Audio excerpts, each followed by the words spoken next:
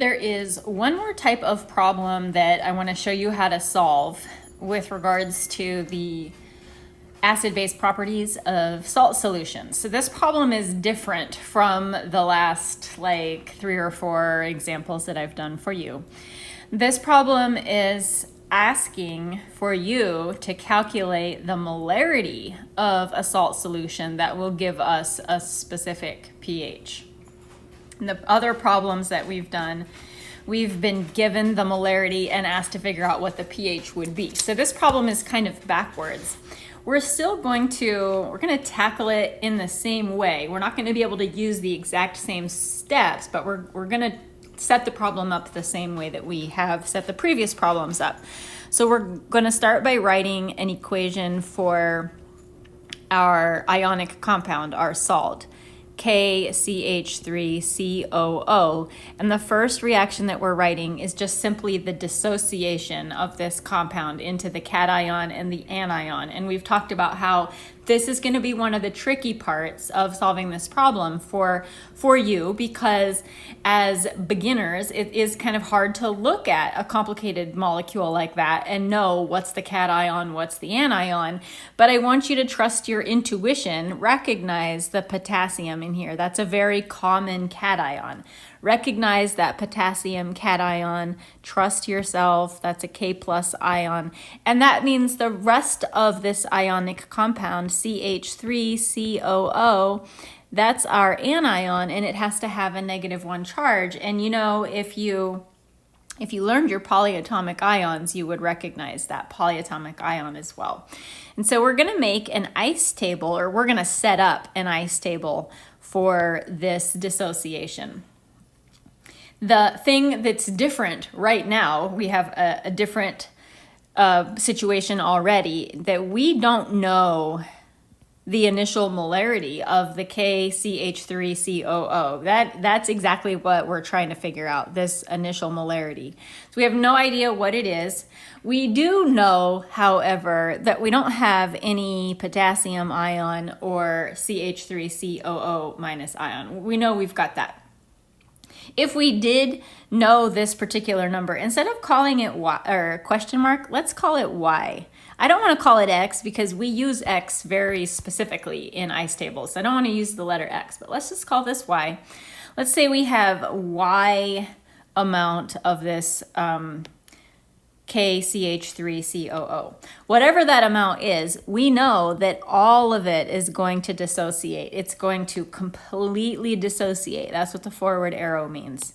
So we know that that's how much potassium ion will make, and that's how much acetate ion will make. And when this process is over, we will have no KCH3COO. We'll have Y potassium ion and Y CH3COO-. The next thing that we did in the problems that we did previously, our next step was to look at the two ions, look at the cation and look at the anion, and decide which one of them was contributing to the pH of the solution. And so we would first look at the cation, go back to your notes for section 16.8. Cations can either be neutral or acidic, and our list of neutral cations are the group 1A and group 2A, which includes potassium. So this is a neutral cation. That means that the potassium ion doesn't do anything to contribute to the pH of the solution. Now we're going to analyze the anion, CH3COO-.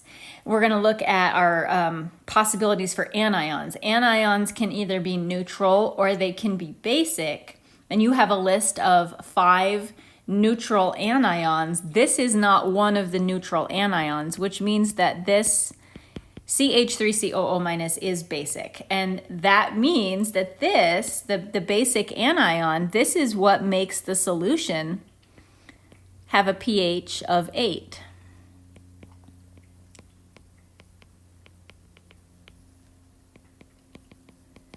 So what we're going to do next is write our second chemical equation. This time, we want to write an equation to help us understand how CH3COO- makes our solution basic. In this case, remember, always plus H2O, always in equilibrium.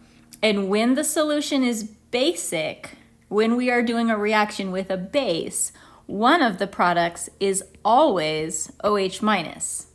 The other product we have to figure out, and to figure that out, we're gonna ask ourselves, where did that OH minus come from? The OH minus came from a hydrogen on the water hopping over to the CH3COO minus. When that hydrogen ion hops over to the CH3COO minus, it turns into CH3COOH. So there's our other product. We're gonna make another ice table again. In this ice table, we don't know how much of the CH3COO minus we start with. We are calling that amount Y. We don't know how much it is yet, but we're calling it Y. We do know that we initially have no products at all. We know that some of our CH3COO minus, we know that some of it will react. We're not sure how much will react. We're gonna call it X, like normal. And because of the stoichiometry, minus X plus X plus X. So when this is all said and done, we are going to have Y minus X of the CH3COO minus. But we're gonna still make the same assumption that X is very small and that this final amount is just gonna be Y. And our OH minus is X and X. I need you to stay calm and not panic because I know that this is getting kind of crazy. So now we have two variables. We have Y and we have X, and we're kind of in a bit of a bind. But let's take a look up here at what we've got in this problem. We do have some information that can help us. The pH of this solution is 8. The pH is 8. And that means that we could figure out the H3O plus concentration. The H3O plus concentration is 10 to the negative pH, which for this is going to be 10 to the negative 8. That doesn't help us at all in this particular problem because H3O plus is not a component of this equilibrium. However, we do have hydroxide. If we know the pH is 8, we know that the pOH is 6 because remember pH plus pOH equals 14. And if we know that the pOH is 6, we can calculate the OH minus concentration, 10 to the negative pOH, which is 10 to the negative 6. The OH minus concentration is X in this problem.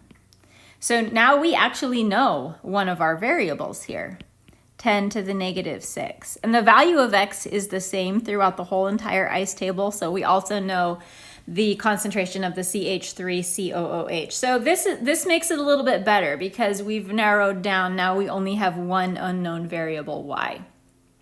What we should do next is write an equilibrium expression for this particular chemical reaction and ice table.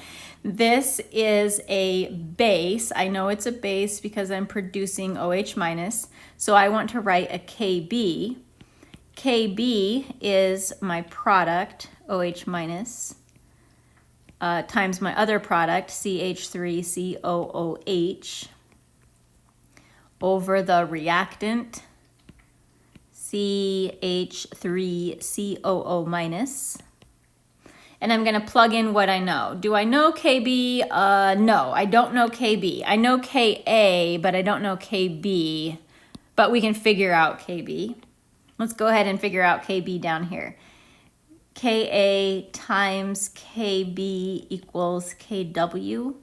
So Kb is Kw over Ka, which is 1 times 10 to the minus 14 over our Ka, 1.8 times 10 to the minus 5, which is 5.6 times 10 to the minus 10. So stay with me. We're going to plug in, we're going back up to this equation right here. We're going to plug in KB, 5.6 times 10 to the minus 10. We're going to enter in our value of OH minus, 10 to the negative 6, and our value of CH3COOH, 10 to the minus 6. Again, where are those coming from? They're coming from right here and right here. Divide by our reactant, Y. All we have to do is solve for Y. So that is going to be 10 to the negative 6 squared divided by 5.6 times 10 to the negative 10. Where can I fit this? Y equals 1.8 times 10 to the negative 3.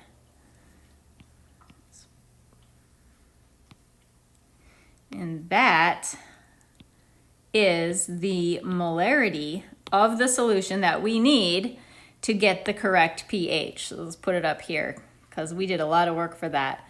1.8 times 10 to the negative 3 molar. That is the answer to this very tricky problem.